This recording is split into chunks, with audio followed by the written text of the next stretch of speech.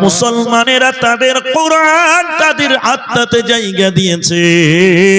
এই কোরআনকে যদি পড়িয়ে দেওয়া হয় মুহূর্তে নতুন কোরআন ছেপে যাবে, শুধু প্রিন্ট হতে যতক্ষণ টাইম। তার কারণ তামাম পৃথিবীতে লক্ষ কোটি কোটি বিলিয়ন মিলিয়ন কোরআনের হাফেজ আছে বন্ধুরে।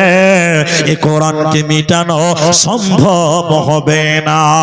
আল্লাহ তাবারাক ওয়া তাআলা কোরআনে তাই বলছেন, ওয়া ইন কুনতুম ফির, আল্লাহ কোরআনে বলেছেন শোনো, ইন্না নাহনু নাযালনা যিকরা ওয়া ইন্না লাহু লাহাফিযুন। আমি আল্লাহ এই কোরআনকে নাজিল করেছি রে মুসলমান। এই জিকিরকে নাজিল করলাম, কোরআনের নাম তানজিল, কোরআনের নাম জিকির। আল্লাহ বলেন আমি কোরআনকে নাজিল করেছি মুসলমান। এই কোরআনের হেফাজতের দায়িত্ব আমি আল্লাহ নিয়েছি রে। এই কোরআনকে মিটানো যাবে না, যাবে না, যাবে না। একজন ইসলামিক পণ্ডিত এই রকম কোরআন পৃথিবীর বাসীর কাছে তুলে ধরেছিল, বিশ্বের মানুষের কাছে তুলে ধরেছিলেন, পৃথিবীর কাছে তুলে ধরে বলেছিলেন দেখে নাও কোরআন। আপনারাও দেখলেন কোরআন। সবাই যখন কোরআন দেখলো, পণ্ডিত তিনি কোরআনটা বন্ধ করে বলছেন এবার বলো এই কোরআনটা কেমন দেখলে, কিভাবে দেখলে বলো। সবাই তখন বলতে লাগলো সাদা কাগজে কালো কালিতে লেখা আছে। তিনি বলেছিলেন বন্ধুরে এই কোরআনটা এই চক্ষু দিয়ে দেখলে হবে না, এই কোরআনটা ইমানের চক্ষু দিয়ে দেখো। এই কোরআনটা এই চক্ষু দিয়ে দেখলে হবে না, ইমানের চক্ষু দিয়ে দেখো। এই কোরআনটা পৃথিবীর কোনো কাগজে নয়, এই কোরআনটা পৃথিবীর কোনো কালিতে নয়, বরং এই কোরআনটা শহীদের রক্তের বিনিময়ে লেখা হয়েছে রে। এই কোরআনের জন্য কত মা বিধবা হয়েছে, এই কোরআনের জন্য কত বাচ্চা ইতিম হয়েছে, কত মা তার সন্তান হারিয়েছে। এই কোরআনটা বহু কষ্টের বিনিময়, জানের বিনিময়ে এসেছে। অতএব পৃথিবীতে যতই ষড়যন্ত্র করুক না কেন কোরআনকে মিটানো সম্ভব হবে না, পারবে না, পারবে না। এরই নাম কোরআন। আল্লাহ বলেছেন কোরআন তেলাওয়াত করলে ঈমান বাড়বে। তাহলে ওয়াসিম রিজবির ঈমান বাড়লো না কেন? আল্লাহ আয়াতের শুরুতে মুমিনের কথা বলেছে। কোরআন যে ঈমানের সঙ্গে কোরআন পড়বে, এটা আল্লাহর কালাম বিশ্বাস করে যে কোরআন তেলাওয়াত করবে ওর ঈমান বাড়বে, ঈমানের তারাক্কি হবে। আর যে ব্যক্তিটা সন্দেহ করে কোরআন তেলাওয়াত করবে রে, ওর কিন্তু ঈমান বাড়বে না, বাড়বে না, বাড়বে না। এরই নাম কোরআন। তাই আল্লাহ তাবারাক ওয়া তাআলা সূরা বাকারা সূরা নাম্বার 2 পারা নাম্বার 2 রুকু নাম্বার 21 লাইন নাম্বার 12 আয়াত নাম্বার 177 এর মাঝখানে আল্লাহ বলেন ওয়াল কিতাব, আমার যত কিতাব আছে রে, আমার যত কিতাব আছে, তাওরাত বলেন, ইনজিল বলেন, জবুর বলেন, কোরআন বলেন, বুঝাবার জন্য আমি এক বচন বলছি ওয়াল কিতাব বা মা'না ওয়াল কোরআন। আমার কোরআনের উপরে তোদের ঈমান রাখতে হবে, আমার কোরআনের উপরে তোরা ঈমান রাখবি। যদি তোরা মুত্তাকি হয়ে জান্নাতে যাবে তাহলে তোমরা আমার কোরআনের উপরে ঈমান রাখবি। সবাই বলেন, এদিকে দেখেন একবার, আমার দিকে দেখেন। এই কিতাবে কোনো ভেজাল আছে? সবাইকে বলতে বলেছি, কোনো সন্দেহ আছে? কোরআন যা বলেছেন সব ঠিক। আপনার বুঝে আসছে না, আমার বুঝে আসছে না, এটা আমাদের ব্যর্থতা। কিন্তু কোরআন যা বলেছে সব, বলুন সব ঠিক বলেছে। কিন্তু এই কোরআনের উপরে ঈমান আনতে হবে। আমি অনেকটা দলিল দিলাম, সূরা বাকারাতে দেখবেন। এবার আমি আপনাকে বলি, মুশরিক ডাইরেক্ট মক্কার কুফারেরা, মুশরিকেরা এই কোরআনের উপরে ঈমান আনতো না বা আনেনি। তারা এই কোরআনকে সন্দেহ করেছিল, করেনি? বলুন করেছে না? মুহাম্মদ সাল্লাল্লাহু আলাইহি সাল্লামকে বলছে কবি। মুহাম্মদ সাল্লাল্লাহু আলাইহি সাল্লামকে কি বলেছিল? কবি, আপনারা কবি নজরুলের নাম শুনেছেন, কবি রবীন্দ্রনাথের নাম শুনেছেন, ধীরেন্দ্রনাথের নাম শুনেছেন, আরো আরো আরো। কবিতা কাকে বলে? আতা গাছে তোতা পাখি, ডালিম গাছে, জানেন না? এটা বললে কি গুনাহ হবে? একে কবিতা বলে। তো মুহাম্মদ সাল্লাল্লাহু আলাইহি সাল্লামকে কবি বললেন কেন? খুব মনোযোগ দিয়ে কথাটা বুঝেন। আমি বলছি, আপনি খালি একটু আমার সঙ্গে ঠুট মেলান। বিসমিল্লাহির রহমানির রহিম। ইন্না আ'তাইনাকাল কাউসার। সার শেষের অক্ষরটা কি? র র র। আলিফ বা তা সাথে কি আছে? র আছে না? ইন্না আ'তাইনাকাল কাউসার। সার লাস্টে কি আছে সবাই বলে? র। দ্বিতীয় আয়াতটা পড়েন, ফাসাল্লি লিরাব্বিকা ওয়ানহার। কি আছে শেষে? র।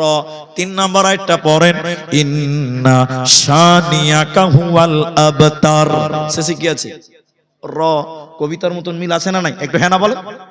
শুধু তাই নয়, কোরআনের হাফিজ আমি নই, এরপরও আপনাকে বুঝাবার জন্য বলছি। দেখেন, বিসমিল্লাহির রহমানির রহিম।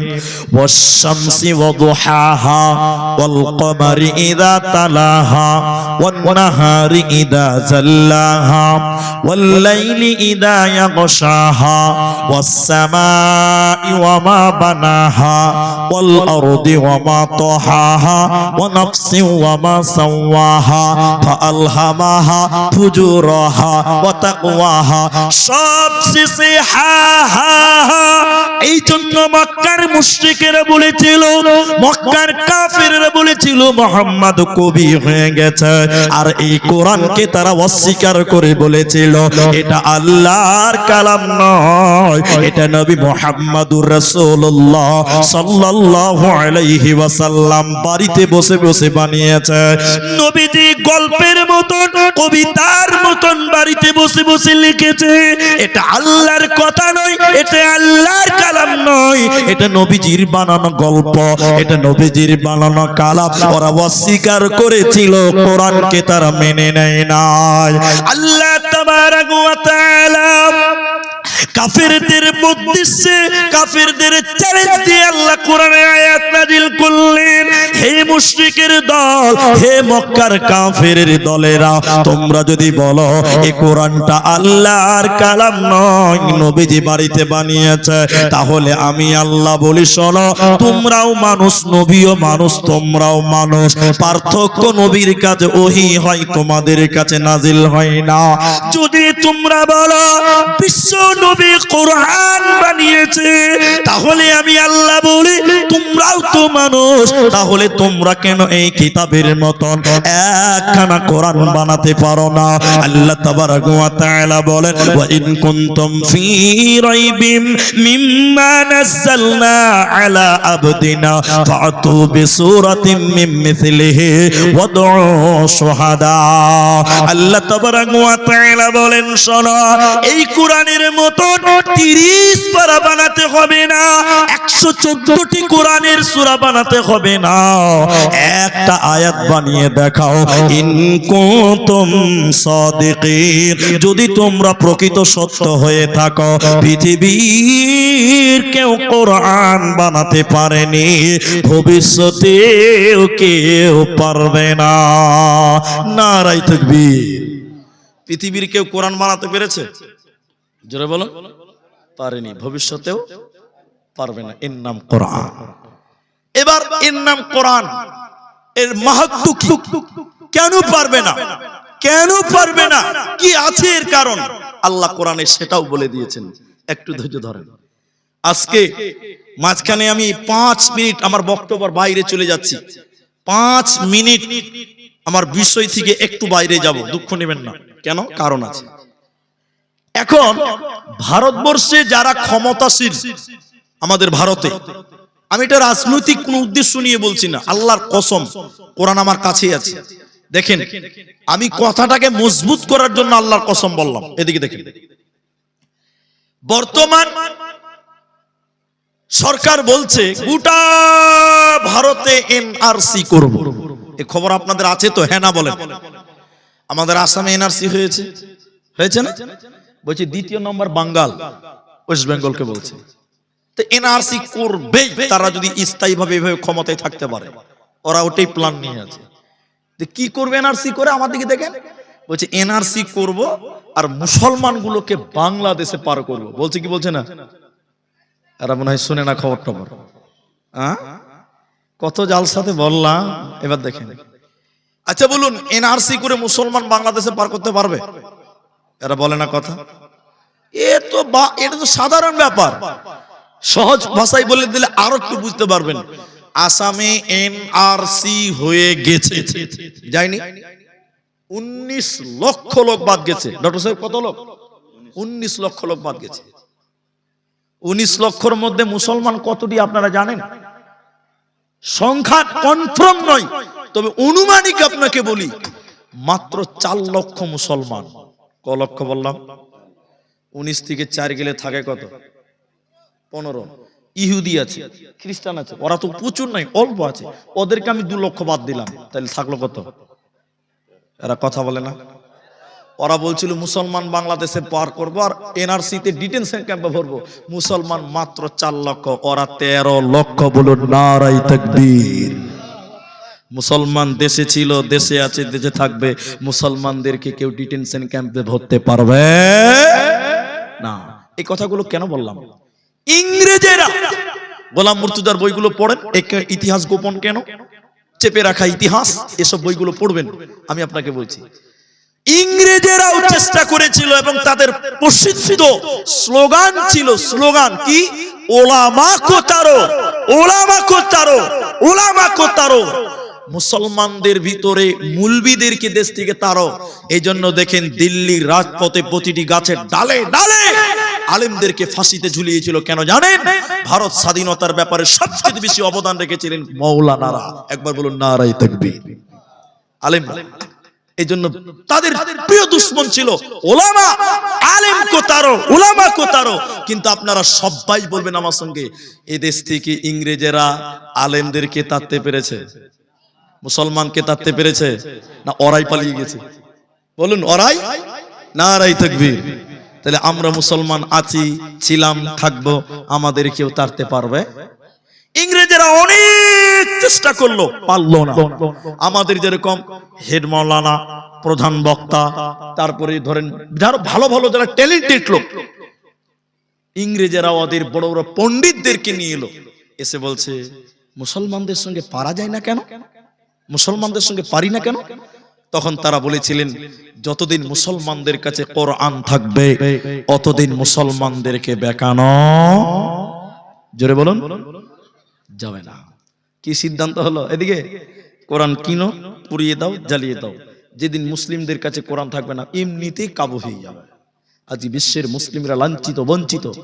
আরব কান্ট্রি, সেখানেও আজকে থিয়েটার হচ্ছে, নাচ হচ্ছে, গান হচ্ছে। বিশ্বাস করবেন না, আজকে আমাকে দিনাজপুরের একটা ছেলে সৌদি আরবে আছে, দুঃখ করে বললেন, শহরের নামটাম সব বলে দিয়েছেন।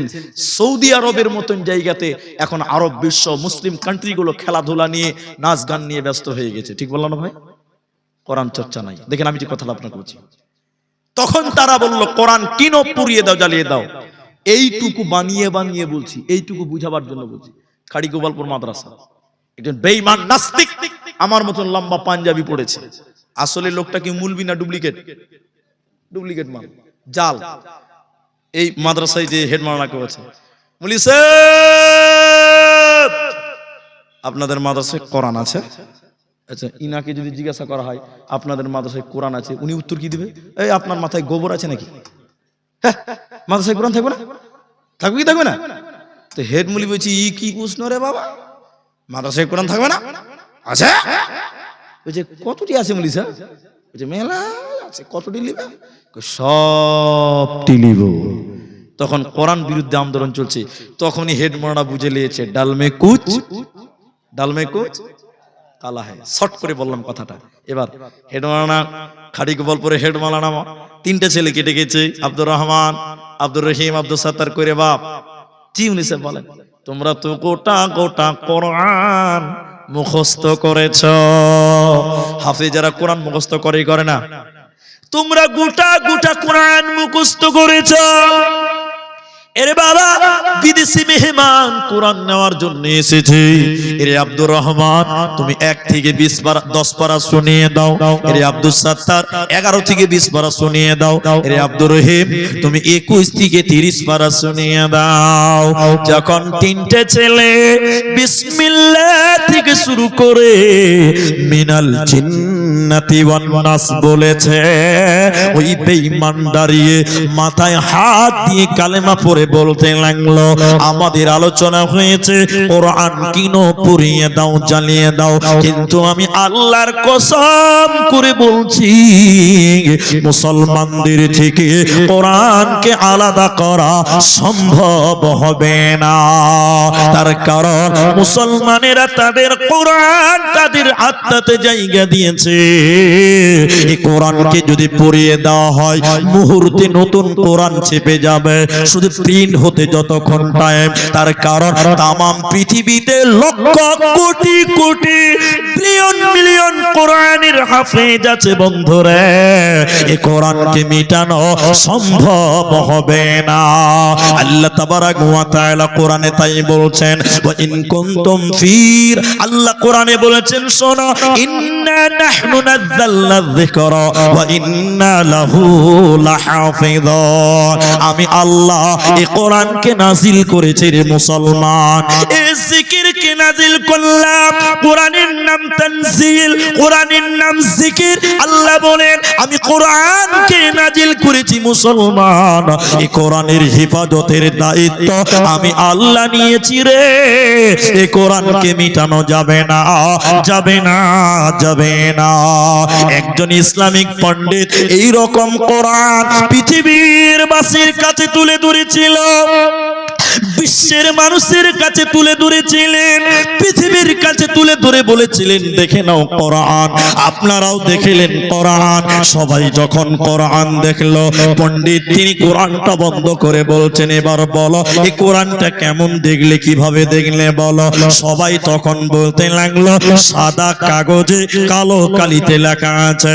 তিনি বলেছিলেন, বন্ধুরে এই কোরআনটা এই চক্ষু দিয়ে দেখলে হবে না, এই কোরআনটা ইমানের চক্ষু দিয়ে দেখো। এই কোরআনটা এই চক্ষু দিয়ে দেখলে হবে না, ইমানের চক্ষু দিয়ে দেখো। এই কোরআনটা পৃথিবীর কোনো কাগজে নয়, এই কোরআনটা পৃথিবীর কোনো কালিতে নয়, বরং এই কোরআনটা শহীদের রক্তের বিনিময় লেখা হয়েছে রে। এই কোরআনের জন্য কত মা বিধবা হয়েছে, এই কোরআনের জন্য কত বাচ্চা ইতিম হয়েছে, কত মা তার সন্তান হারিয়েছে। এই কোরআনটা বহু কষ্টের বিনিময়, জানের বিনিময়ে এসেছে। অতএব পৃথিবীতে যতই ষড়যন্ত্র করুক না কেন, কোরআনকে মিটানো সম্ভব হবে না, পারবে না, পারবে না। এরই নাম কোরআন।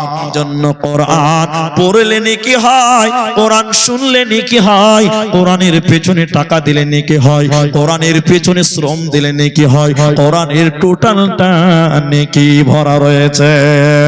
শুনেলেন মুসলমান, শুনেলেন কিয়ামতের দিন দুইটি জিনিসের সাক্ষী আল্লাহ কবুল করবেন, মঞ্জুর করবেন। দুটির ভিতরে একটির নাম কোরআন।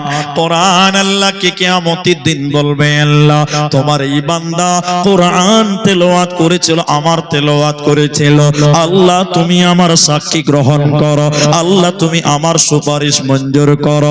আল্লাহ কোরআনের সুপারিশ মঞ্জুর করবেন, আর আল্লাহ তাকে ক্ষমা করে জান্নাতে দেবে। ওতে মুসলমান তুমি কোরআন তেলাওয়াত করো, কি লাভ হবে শুনে নাও। নবীজি বলেছেন, আলিফ লাম মিম, তিনখানা হরফ যে পাঠ করবে আল্লাহ তার আমল নামায় 30টা নেকি দিবে। সুবহানাল্লাহ বলে 30 নেকি শতে শত আল্লাহ আমল নামায় দিবে। পৃথিবীতে এমন কোন কিতাব আছে কিনা আমি জানি না। এদিকে দেখেন, আমাদেরকে দেখেন, এটা লোক লন্ডন থেকে কিতাব নিয়ে এসেছেন, 1.5 লক্ষ টাকা দাম। এদিকে আমার দিকে দেখেন, সারাদিন বিন বিন বিন বিন করে কিতাবটা পড়ছে, কিতাবটা 1.5 লক্ষ টাকা দাম। আচ্ছা বলুন, এই কিতাবটা পড়লে জ্ঞান, ওই কিতাবটা, এটার কথা বলছি না আমি, 1.5 লক্ষ টাকা দামি কিতাব বলছি, ওই কিতাবটা পড়লে জ্ঞান বাড়বে, গ্যারান্টি দেওয়া যাবে? কারণ অনেক বই পড়ে মানুষ আরো গোমরাহ হচ্ছে, যে সে পথভ্রষ্ট হচ্ছে, অনেক বই পৃথিবীতে আছে। তাহলে জ্ঞান বাড়বে, গ্যারান্টি দেওয়া, নেকি পাওয়া যাবে? বলুন নেকি পাবে? এক কানা করে নেকি পাবে না, কিন্তু কোরআন পড়লে নেকি হবে। শুধু হবে না, প্রতিটা অক্ষরে অক্ষরে 10টা করে নেকি আল্লাহ দেবে। আরেকবার বলুন সুবহানাল্লাহ। মাঝখানে একটা কথা মনে পড়লো, না বললে মনে হচ্ছে গুনাহগার হয়ে যাব, তাই বলছি। এখন অনেক মুসলমানদের গাড়িতে লেখা আছে 786, দেখেছেন আপনারা? নাই? অনেক মুসলমানের গেটে বাড়ি করেছে, মূর্খ, বুঝে না, ধর্ম জানে না, বাড়ির গেটে লিখেছে 786। আমি কসম করে বলছি কথাটা, বর্ধমান জেলা, পূর্ব বর্ধমান জেলা, গ্রামের নাম খড়দত্ত পাড়া, মাদ্রাসা জালসা ছিল, গতবারের কথা বলছি। মাদ্রাসার গেটে এত লাইটিং করেছে, মেন গেটে লেখা আছে 786। তারা বক্তারা একটু চালাক বেশি, বুঝলেন, কাউকে অত সহজে ছাড়ি না। স্টেজে গিয়ে রাত 1টা বেজেছে, কটা, তখন স্টেজে দিয়েছে আমাকে। তা আমি বললাম বক্তব্য পরে হবে, 786 মানেটা বলেন তো ভাই। গেটে লেখা ছিল, দেখলাম।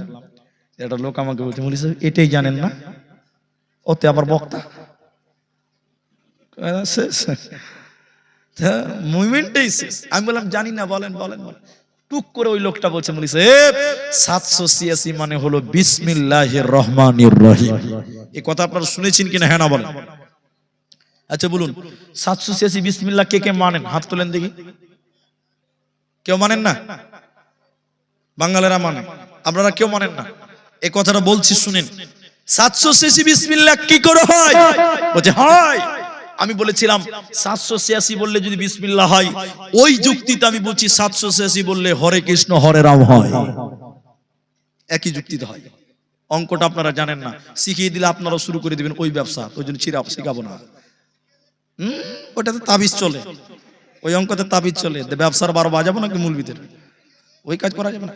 বগদাদি কায়দা পড়েছেন? বগদাদি কায়দা, আল্লাহর 99 নাম আছে, ওই নামের আগের পৃষ্ঠার শেষে দেখবেন আলিফ বা তা সা ছোট ছোট করে লেখা আছে, ঘর করা আছে, আর ওই অক্ষরগুলোর নিচে একটা করে অঙ্ক দেওয়া আছে। আলিফের 2, বায়ের 5, এরকম করে অঙ্ক দিয়েছে। বিসমিল্লাহ, বে সিন মিম লাম, বের একটা অঙ্ক কত? 5, সিনের কত? 10, মিমের কত? 15, এরকম করে টোটাল হিসাব করে দেখা গেছে 700। কথা কি বুঝতে পেরেছেন? গুমর কথা বলিনি, আজকে বললাম, ঠিক আছে? বুঝতে পারলেন? এবার আমি বলছি 786 বললে বিসমিল্লাহ হবে? সবাই বলেন হবে না। 786 যদি বিসমিল্লাহ হয়, তর্কের কারণে মেনে নিলাম, আচ্ছা হয়ে গেল। আপনারা যখন গরু জবাই করেন কি বলেন? বিসমিল্লাহ আল্লাহু আকবার বলেন তো। এখন যদি বলেন 786 বিসমিল্লাহ, তাহলে মুরগি জবাই করবেন, গরু জবাই করার সময় বলবেন 786 আল্লাহু আকবার। কে কে খাবে? হাত তোলো। বিহাই খেয়ালাম খাবে? 786 যদি বিসমিল্লাহ হয়, মুরগি জবাইয়ের সময় বলেন বিসমিল্লাহ না বলে 786 আল্লাহু আকবার, কেউ খাবে? জায়েজ হবে? হবে না। আচ্ছা বিসমিল্লাহ যদি 786 হয়, আল্লাহু আকবারের একটা অঙ্ক হবে, হবে না? সূরা ফাতিহার একটা অঙ্ক হবে, ইখলাসের একটা অঙ্ক। এবার আমাদেরকে দেখেন, 502, সূরা ফাতিহা হলো 1,92,000, আর সালামের নাম হলো 303, 303 নামাজ হবে। ফেরেশতা কোন জায়গাতে মারবে বলেন তো ভাই? হ্যাঁ, এটা দেখাবার জায়গা নাই। তাহলে বিসমিল্লাহ বললে নেকি হবে। কোরআনের একটা সূরাতে বিসমিল্লাহ নাই, আরেকটা জায়গাতে আরেক সূরাতে ডবল আছে, জি না ভাই? তাহলে কোরআনে বিসমিল্লাহ বললে নেকি হবে, আর 786 বললে গুনাহ হবে। অতএব 786 কোনদিন বিসমিল্লাহ হতে পারে না, পারে না, পারে না। তাহলে কোরআন পড়ো, বেশি বেশি করে কোরআন পড়ো। যারা হাফিজ কোরআন তাদের অনেক মর্যাদা আছে, পরে বলছি শুনেন। আর একটু আগে নিয়ে আপনাদের বলি কোরআন কি জিনিস, কোরআনের কত গুরুত্ব রয়েছে শুনে নাও। আজকের জালসা জালসাগুলোতে মেলা দোকানপাট বসে মক্কার কাফেররা বলতো ওয়াকালাল্লাযীনা কাফারু লা তাসমাউ লিহাযাল কুরআন। খুব ভয় লাগছে, খুব ভয় লাগছে। এদিকে দেখেন, এদিকে দেখেন।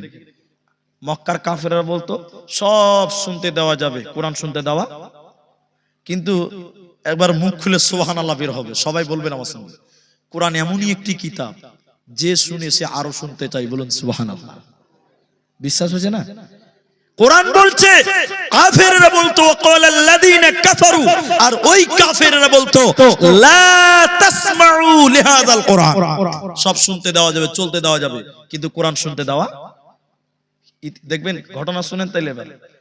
উতবা, সাইবা, আবু জেহেল, বদমাশের সব লিডার যারা ছিল, এদিকে দেখেন মুহাম্মাদুর রাসূলুল্লাহ বলুন সাল্লাল্লাহু আলাইহি ওয়াসাল্লাম, তিনি ঘরে কোরআন পড়তেন রাতের বেলা। আর উতবা, সাইবা, আবু জেহেল এরা নবীজির ঘরের পেছনে কোরআন শুনতেন, কোরআন শুনতেন। এবার কাফেররা একদিন বলছে, আরে আমরাই তো যদি কোরআন শুনি তো লোকে কি করে রুকবি রে, এই আমরাই যদি কোরআন শুনি তো মানুষকে কি করে বারণ করবি? বলে তাই তো রে। তখন চারজন বলছে, শোন কাল থেকে আর কোরআন টোরআন শুনতে আসবি, জোরে বলুন আসবি না, বুঝাবার জন্য বলছে। উনি, ইনি, আমি আর আরেকজন, চারজন প্রতিজ্ঞা করলাম কাল থেকে আর কোরআন শুনতে। পরের দিন রাত হয়েছে, তখন আমি মনে মনে বলছি, ওরা তিনজন তো বলেছে আসবে না, তাহলে আমি একাই যাব, জানতেও পারবে না, দিল খুলে জি ঠান্ডা করে কোরআন শুনবো। এটা আমার মনের কথা। ইনিও ওইটাই ভেবে বসে আছে যে আব্দুর রহমান বলেছে আসবে না, ওরা দুজনও বলেছে আসবে না, তাহলে ওরা তো কেউ আসবে না, তাহলে আমি একাই যাব, জি ভৈরা জান ভৈরা কোরআন শুনবো, বলুন সুবহানাল্লাহ। চারজনের একই নিয়ত। পরের দিন ঠিক চারজন আল্লাহর বান্দা চলে এসেছে, আর যেই এসেছে মুখামুখি দেখা হয়ে গেছে, ভূতের মতন ভয় গেছে, তুই কি করলি, তুই কি করলি, বলুন সুবহানাল্লাহ। কোরআনের প্রেম, কোরআনের ভালোবাসা, কোরআনের প্রাণ, কোরআনের মহব্বত, যে শুনতে চেয়েছে, যে শুনছে সে আরো শুনতে চাই, আরো শুনতে চাই, বলুন সুবহানাল্লাহ। ইতিহাস প্রমাণ করছে, দেখুন ওমর ফারুক রাদিয়াল্লাহু তাআলা আনহু নবীকে হত্যা করার জন্য যাচ্ছিল, কোরআন শুনেছিল বলে। এর হাদিসটাকে অনেকে দুর্বল বলেছেন, তারপরও বলছি, এগুলো গুরুত্বটা দেখেন। নবীজির কাছে যাচ্ছিল নবীকে মারার করার জন্য, হত্যা করার জন্য, ডাঙ্গা তলোয়ার নিয়ে। রাস্তাতে ঘটনা ঘটলো অন্যরকম। বোনের বাড়িতে গেল, কোরআন শুনেছিল বোনের বাড়িতে, মেরেছিল বোন জামাইকে। এরপরে বলেছিল, কি তোমরা তেলাওয়াত করছিলে বলো? বোন জামাই বলল, যে পড়ছিলাম সেটা হলো কোরআন। কার কাছে পাওয়া যাবে? তিনি হলেন নবী মুহাম্মদুর রাসূলুল্লাহ সাল্লাল্লাহু আলাইহি ওয়াসাল্লাম। ওমর নবীজির কাছে গেল, এসেছিল হত্যা করার জন্য। লম্বা ইতিহাস বলছি না, সাহাবীরাও ভীতু সন্ত্রস্ত হয়ে গেছিল। ওমর নবীজির সামনে গেলেন, হাঁটু করে বসলেন, তলোয়ার উল্টো পিঠ করে নবীজির হাতে রাখলেন। নবীজির হাতে হাত রেখে কালেমা পড়ে ঈমান এনেছিলেন, বলুন সুবহানাল্লাহ। এরই নাম কোরআন। মক্কার কাফেরেরা আরবে কাবাতে মানুষেরা হজ করতে আসতো, কাবা তাওয়াফ করার জন্য পৃথিবীর বিভিন্ন প্রান্ত থেকে আগে থেকে আসতো। আপনারা জানেন কাবা অনেক আগে থেকে ছিল। এবার কাফেরেরা বলে বেড়াতো, ও লোক সকলেরা, আমাদের এখানে একজন পাগল আছে, তোমরা সেই পাগলের কথা শুনবে না। পাগল মানে বিশ্ব নবীকে পাগল বলছে। বিদেশি লোকেরা বলে, কি ব্যাপার, কেমন পাগল, যার জন্য এলান করা হচ্ছে। দেখতে মানা করে না, শুনতে মানা করছে। দেখতে কেউ মানা করে না, বলছে পাগলের কথা শুনবে না। আশ্চর্য বেশ ব্যাপার, কেমন পাগল, যার কথা শুনতে মানা, দেখতে মানা নাই। বিদেশি লোকেরা বলছে, চলো চলো চলো, আমরা তাকে দেখবো পাগলটা কেমন, ওর কথা শুনবো না। কি করে শুনবি না, কি করে দেখবে? বলে কানে আঙুল ভরে দেয়। এদিকে দেখেন, কানের ভিতরে আঙুল ভরে দিল, দেওয়ার পর রাসূলের সামনে গেল। আল্লাহর নবী কাবার সামনে হাকিমের পাথরে হেলান দিয়েছিল। আল্লাহর নবী সূরা রহমান, কেউ বলেছেন সূরা কাহাফ তেলাওয়াত করছিলেন। নবীজির মুখে যখন কালেমা কোরআন শুনলো, নবীজির চেহারা দেখে অবাক হয়ে গিয়ে বলেছিল, এটা কোনোদিন পাগল হতে পারে না, পারে না, পারে না। তখন কান থেকে আঙুল বের করে নিল, নবীদের জবানে কোরআন শুনলো, সঙ্গে সঙ্গে তারা কালিমা পড়ে ঈমান এনেছিল।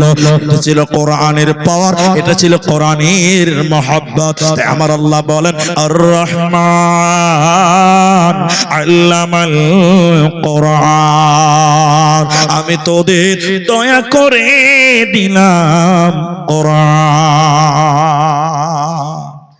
কিছু ইশারাতে কিছু বুঝে নিতে হয়, কিছু ইশারাতে কিছু বুঝে নিতে হয়।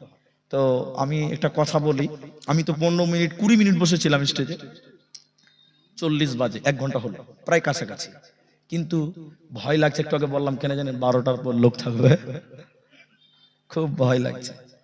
এরা 2-3 জন দাঁড়িয়েছে, আর বলবো না, এমনি লোক কমতে লেগে গেছে, তখন রাগ করে পালাবো। তো শুনেন, আমি একটা কথা মাঝখানে বলি, সৈবর ভাই আছে এখানে, তো এরা যখন ডেট নেয়, তো গ্রামটা আমার খুব পরিচিত, নাম্বার এদের সেভ করা আছে। আগামী কালকে আমার বাড়িতে বিয়ে আছে, আমার বোন বলতে আমার বড়, তার বিয়ে আছে, দিদি। তো আমার আব্বা নাই, এটা অনেকেই জানেন, আমার আব্বা মারা গেছে, জালসা সবরে ছিলাম, 2-3 বছর হয়ে গেল। তো যেহেতু আমরা ভাই, যদি আমার বড়, তো ভাই হিসাবে আমাদের একটা দায়িত্ব আছে। বোনের বিয়ে দেওয়ার দায়িত্ব কাদের? ভাইদের এখন আছে, দাদা ভাইদের আছে।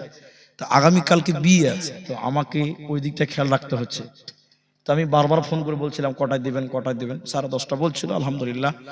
তো আমি আপনাদেরকে শেষ কথা যেটা বলবো, আধা ঘন্টা টাইম আপনাদের আরো বসতে হবে, বসবেন ইনশাল্লাহ।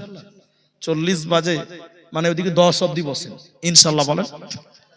টাইম মতো দিলে 12টায় শেষ করতাম, এটা আমাদের সবারই জানা আছে যে 12টার পর লোক থাকবে। একবার তাকবীর দেন, নারায়ে তাকবীর, লিল্লাহি তাকবীর। ভাইজান দাঁড়িয়ে আছেন, বসে যান, ওখানেই বসেন, আল্লাহ খুশি হবেন। আর কেউ উঠিয়েন না, পেশাব করার লাগলেও আর কেউ উঠিয়েন না ভাই। মনে করেন স্টেট বাসে বসে আছেন, দাঁড়িয়ে স্টপেজ নাই। পূর্ণিয়াতে, এই বিহার পূর্ণিয়াতে একটা বক্তা, নতুন বক্তা স্টেজ উঠছে, এদিকে দেখেন, এদিকে দেখেন, স্টেজ উঠছে। একটা যুবক ছেলে উঠছে, বক্তা বলছে এই লড়কা, এই লড়কা কাহা যা রাহি है? তো ছেলেটা বলছে, এটা মানে জানেন, পেশাব করবে, পেশাব করবে। তো বক্তা তখন বলছে বেড়া বেড়া বেড়া বেড়ো না, নাও জওয়ান লড়কা, আরে 1 ঘন্টার জন্য বসো না, এটা ব্রেক দাও। মুলবি ধমক দিয়েছে, টুক করে বসে গেছে, পেশাব করা বাদ দিতে বসে গেছে। মুলবি 1 ঘন্টা বক্তব্য রেখেছে, কতক্ষণ দেখেছে? 1 ঘন্টা পর মুলবি যখন নামছে, আর একটা বক্তা উঠছে, তখন মৌলবি এরকম করছে, জি শেখ এই লড়কা, এই লড়কা চলো চলো মাইনাস করতে গেলে, তখন বাদিয়া মানে 3rd ক্লাস বাদিয়া বুঝে, মুলবি সাহেব আর উঠে কি হবে? কইলে কেন পেশাব করবি না? মানে যা করার এখানেই করে দিয়েছি। মুলবির ধমকে ওখানেই কাজ ছেড়ে দিয়েছে। তো আমরা আধা ঘন্টা টাইম বসবো, বলুন ইনশাআল্লাহ। মা জননীরা আপনারা ভালোবাসেন, তাই বারবার আসতে হয়, এসেছি। আধা ঘন্টা টাইম ছোট ভাই আবদার করেছে, আমার আবদারটা সব ভাই রাখবেন। আরেকবার বলুন ইনশাআল্লাহ। অনেক লম্বা একটা ঘটনা আছে, আমি ওই দিকে যাব না। কোরআনের ব্যাপারে একটাই কথা শুধু বলবো, পৃথিবীতে সবচেয়ে দামি লোক কে? দুনিয়াতে সবচেয়ে দামি লোক কে? মুহাম্মদ বলুন সাল্লাল্লাহু আলাইহি সাল্লাম। তিনি বলেছেন খায়রুকুম মান তাআল্লামাল কুরআনা ওয়া আল্লামাহু। বাপ বেটা দুইজন ঈমানদার, তারা বর্ণনা করেছেন আনহুমা, তারা বলছেন খায়রুকুম মান তাআল্লামাল কুরআনা ওয়া আল্লামাহু। সবচেয়ে দামি লোক, সম্মানিত লোক ওই ব্যক্তি যে কোরআন শিখে এবং কোরআন শিক্ষা দেয়, বলুন সুবহানাল্লাহ। মসজিদের যারা ইমাম, যদিও তার বেতন 5000 টাকা, নবী বলেছেন সবচেয়ে সম্মানিত সেই ব্যক্তি যে কোরআন শিখে এবং শিক্ষা দেয়। আমরা কোরআন শিখার চেষ্টা করব, যারা শিখিনি ছেলে মেয়েদের শিখাবো, এবং যারা কিচ্ছু কোরআনের পড়তে পারেন না, আমার কাছে দেখেলেন, আমার কাছে দেখেলেন সূরা ইখলাস 3 বার পড়বেন। কবার ইখলাস জানেন তো? কুল হুয়াল্লাহু আহাদ। এবার আমার সঙ্গে বলেন কুল হুয়াল্লাহু আহাদ আল্লাহুস সামাদ লাম ইয়ালিদ ওয়া লাম ইউলাদ ওয়া লাম ইয়াকুল লাহু কুফুয়ান আহাদ। কেউ যদি 3 বার সূরা ইখলাস পড়ে, গোটা কোরআন পড়লে সে নেকি পাওয়া যায়। ওই নেকির কথা নবী মুহাম্মদ বলেছে, সুবহানাল্লাহ বলেন। যারা কোরআন টোটালি পড়তে পারে না, এটা একটা বললাম। 2 কোরআন পড়লে যে নিকে হয়, শুনলেও সেই নিকে হয়। ভাই আধা ঘন্টা টাইম বসতে বলেছি, চলাচল করা বন্ধ করেন, মেহেরবানি করে বন্ধ করেন। একদম হাঁটাহাঁটি করবেন না। যার খুব জোরে পেশাব লেগেছে সে উঠবেন, বাকি কেউ উঠেন না। ভাইজান, নবী এরপর শুনেলেন কোরআন শুনলে কি নাকি পাওয়া যায়। মসজিদের ইমাম সাহেব কোরআন পড়তে বসেছে। ইমাম সাহেবের সামনে যেই বসবেন, মুলি সাহেব একটু জোরে জোরে বলেন যে শুনতে চাই। কোরআন শুনলে দিল নরম করে দেয় কে? নেকি দিবে কে? আল্লাহ। অতএব কোরআনের মহব্বতে, আল্লাহর মহব্বতে কোরআনের সঙ্গে সম্পৃক্ত হয়ে জীবন গড়বেন, মরার পর আল্লাহ জান্নাত দিবে। আর যারা তালবিল ইলম হাফিজে কোরআন, কিয়ামতের দিন তাদেরকে বলা হবে, এই বাবা এসব লেগেছে, ব্রেক কাজ করছে না, ওরে সর্বনাশ, পায়খানা, ছি ছি ছি, বসেন। নবীজি বলেছেন, শোনো, কোরআনের হাফেজ কোরআন মুখস্থ করেছে, কিয়ামতের দিন বলবে কোরআন তেলাওয়াত করো, অরাত্তিলিল কোরআন, কোরআন পড়তে পড়তে পড়তে পড়তে জান্নাতের দিকে এগিয়ে যাও। ওই জায়গাতে তুমি থামবে যে জায়গায় কোরআন ভুলে গেছো, কোরআন পড়তে পড়তে শেষে তুমি জান্নাত চলে যাবে। এবার যারা কোরআন মুখস্থ করার পর ভুলে গেছে, কোরআন পড়তে পড়তে সিঁড়ি উঠবে, সিঁড়ির উপরে উঠবে, হঠাৎ করে থেমে যাবে যেখানে কোরআন ভুলে গেছিল, ধারাত করে জাহান্নাম পড়ে যাবে। এজন্য কোরআন মুখস্থ করার পর কেউ সেগুলো ভুলবেন না। এক পারা জানেন এক পারা মুখস্থ রাখবেন, একটা সূরা জানেন একটা মুখস্থ রাখবেন, দুটি সূরা জানেন দুটি মুখস্থ রাখবেন। কোরআন এমন একটি কিতাব, কোরআন মুখস্থ করে ভুলে গেলে আল্লাহ জাহান্নাম দেয়, কোনো উপায় থাকবে না।